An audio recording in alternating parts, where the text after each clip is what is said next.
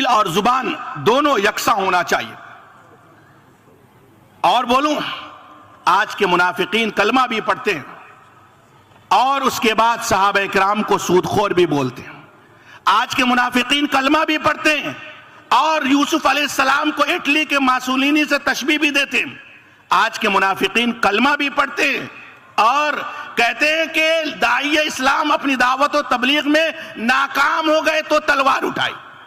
آج کے منافقین کلمہ بھی پڑھتے ہیں اور اللہ کو اتنا عاجز اور کمزور سمجھتے ہیں کہ قطر میں بیٹھ کر کے وہ کہتا تھا کہ لولا اللہ عرض نفسه علی الخلق ما وحصل هذه النسبہ، کہ اللہ بھی اگر مخلوق پر اگر اپنے آپ کو پیش کرتا تو اتنا ووٹ حاصل نہیں کر سکتا تھا۔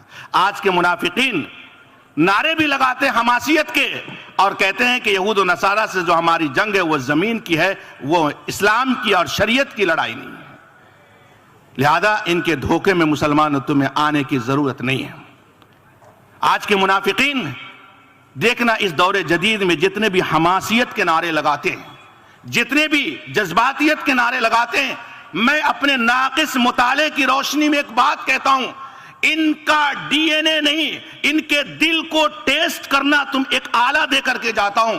علماء کرام موجود ہیں، میں ان کی موجودگی میں ایک بات کہنا چاہتا ہوں، آج کے دور میں جتنے بھی خوارج ہیں، جتنے بھی یہ تحریکی لوگ ہیں، ان کا ان کو ٹیسٹ اگر کرنا ہے تو یاد رکھنا یہ ایک بات کو، وہ بات کیا ہے؟ اس روئے زمین میں یا اسلامی شریعت میں کم از کم سب سے مظلومانہ قتل اگر کسی کا ہوا ہے، ناحق اگر کسی کا قتل ہوا ہے، تو رسول اللہ صلی اللہ علیہ وسلم کے داماد امیر المومنین خلیفہ ثالث حضرت عثمان بن عفان رضی اللہ تعالیٰ عنہ کا ہوا۔ جتنے بھی یہ تحریکی ہیں، ایک الٹرا ساؤنڈ لے لو، ان میں سے کسی کا بھی دل عثمان غنی رضی اللہ تعالیٰ عنہ سے پاک نہیں ہوگا۔ یہ بات آپ اچھی طرح یاد رکھنا۔ اور ہمیشہ زمانے قدیم و حدیث میں آپ دیکھو گے کہ یہ حضرت عثمان غنی رضی اللہ تعالیٰ عنہ کے قاتلوں کو برحق بتانے میں اور ان کی غلطیاں نکال کر کے ان کے ظالموں کا دفاع کرنے میں لگے ہوئے رہیں گے آپ۔ چنانچہ آپ خلافت و ملوکیت کو دیکھو، اس سے پہلے تو آپ دیکھ لو العدالت الاجتماعیہ کا مصنف سید قطب کا لکھا تھا، اس نے تو صاف آر پار کر دیا۔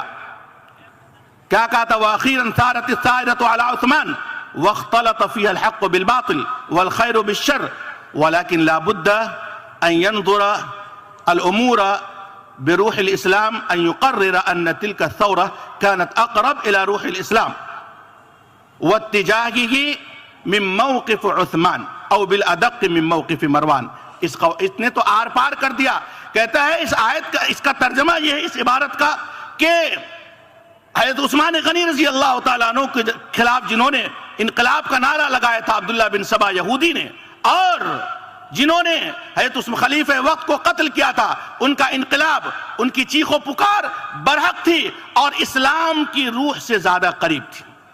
وہی حال اس کے بعد اگر لائن سے میں نام بتاؤں، سب لوگوں کو اسی منوال پر دیکھیں گے۔ میں کہتا ہوں یہ وہ منافقین ہیں جن کا کلمہ ان کو فائدہ نہیں دے گا، ان عقیدے کے ساتھ